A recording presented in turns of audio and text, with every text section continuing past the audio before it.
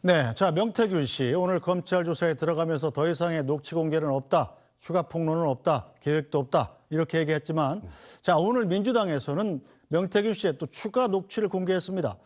이 명 씨가 대통령실 용산 이전에 개입한 것 같다 이런 정황이 담겼다면서 공개한 건데 어떤 내용인지 먼저 들어보겠습니다.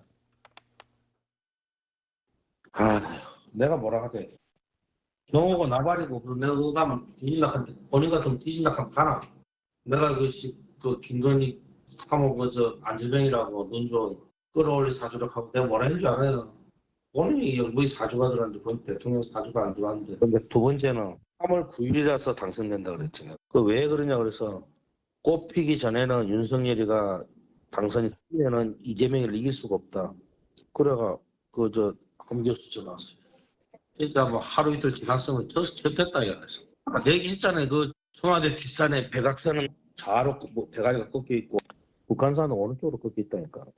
김정일 위원장 사무실에서 보니까 15층이니까 그 산 중턱에 있는 거 딱 그 청와대 딱 잘 보이대.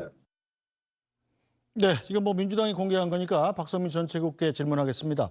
자, 민주당이 이 녹취를 공개한 건 뭐 명태균 씨의 말이 사실인지 거짓인지 모르겠으나 명태균 씨 입으로 용산으로 대통령실을 이전한 게 내가 영향을 미쳐서 그런 것이다. 이런 내용 아니겠습니까? 그렇죠. 그러니까 이제 이런 그 녹취록을 공개하는 이유는 결국에는 이 명태균 씨가 뭐 김건희 여사와 나눴던 그 대화 내용을 보면 굉장히 이제 김건희 여사가 의지한다 이런 표현들이 나오잖아요. 네. 그러니까 그런 일환이라고 보는 거죠. 이 명태균 씨의 개입이 단순히 뭐 어떤 무상으로 여론조사를 제공하고 뭐 선거 전략을 짜고 이런 것들을 넘어서서 뭐 창원의 산단 지정이라든지 이런 행정적인 문제뿐만 아니라 대통령실 이전이라고 하는 굉장히 큰 문제. 그러니까 국정 전반에 정치부터 행정까지 전반적으로 다 관여하고 있었던 비선이 아니겠느냐. 근데 이런 것들을 그동안에는 이 명태균 씨의 거짓말이다. 또는 뭐 이분이 허풍이 심하다. 과장이다. 이렇게 이제 사안을 축소하려고 해왔던 흐름들이 있었지만 사실 이 명태균 씨의 뭐 육성을 통해서 또는 대통령과 나눈 대화들을 통해서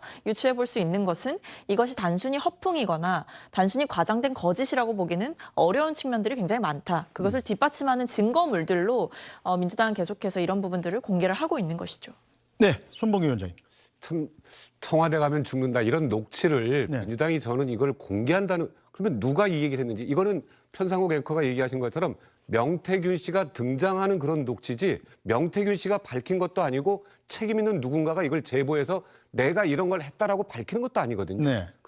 이런 것들을 어떻게 공개할 수 있는지가 저는 의문이고 나중에 이런 거에 대한 법적인 문제에 분명히 책임이 등장할 텐데 이거 하나 이렇게 공개해놓고 이렇게 대통령실과 아니면은 뭐 김건희 영부인과 이런 게 관계가 있었다 이런 주장하는 것 자체가 사실은 대한민국 정치가 좀 너무나 좀 말도 안 되는 그런 행태를 보이고 있다라고 생각하고요. 네. 이런 녹취 좀 그만 좀 했으면 좋겠습니다. 국민들이 이거 원하십니까? 이런 녹취를 공개하는 거 원하시는 국민 별로 없을 거예요. 이걸 공개해서 도대체 얻어지는 이익이 국민의힘이나 아니면 대통령 공격하는 거 외에 어떤 효과가 있는지 모르겠어요. 국민들이 이걸 보면서 그러니까 대한민국 정치 전체에 대한 불신을 갖고 있는데 왜 야당에서 거대 야당에서 이걸 공개하는지 모르겠습니다. 그렇게 공격할 게 없는지 이런 본인들도 아마 이거 공개하면서 야 이거 진짜 사실이야 믿어야 돼? 이런 얘기 할 겁니다.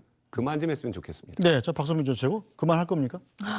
아니 근데 아니겠죠. 이거는 민주당에서. 불신을 조장하는 게 아니고 네. 불법적인 행위와 개입이 있었는지에 대해서 밝히기 위한 아니 하나의 그렇다면 과정인 검찰에 것이죠. 수사를 의뢰를 하시든지 경찰에 신고를 하든지 해야지 이걸 터뜨리기만 하고 근데 어떻게 하는 방금 겁니까? 이 위원장님께서도 방금 전에 말씀하셨듯이 검찰의 수사가 굉장히 좀 느리다라고 이야기를 하셨잖아요. 그러니까 네. 검찰의 뭐 선관위는 이미 진즉에 고발을 했는데 이런 부분들에 대해서 수사도 늦었고 심지어는 수사검사가 없는 부서에 배정이 되기도 했었고 이러다가 언론에서 이게 논란이 되니까 갑자기 또 수사를 시작하고 검찰이 최근에 보여준 행태를 보면 검찰은 굉장히 믿기 힘든 기관이라는 것을 스스로 보여주고 있는 것이고 더 나아가서 이런 국정 개입이라고 하는 비선에 의한 국정농단이라고 하는 것은 이런 녹취록들 하나하나가 다 단서가 되는 겁니다. 최순실도 다 그랬던 거 아닙니까? 뭐 연설문에 개입하네, 차가 드나드네.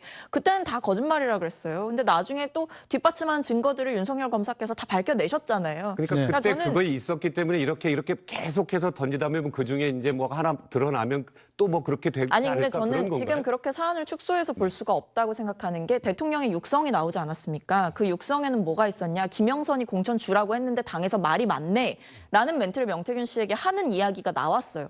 대통령의 육성이 공개된 이 시점에서부터는 저는 완전히 국면이 달라졌다라고 생각하고 이것을 단순히 야당의 정치 공세로만 치부하기에는 대통령의 육성이 공개된 그 시점부터는 완전히 달라졌다라고 보고 있습니다. 네. 대통령도 사과에서 분명히 밝혔지만 그거는 본인의 개인적인 의견이고 그래서 공천을 주라고 했던 건 아니지 않습니까?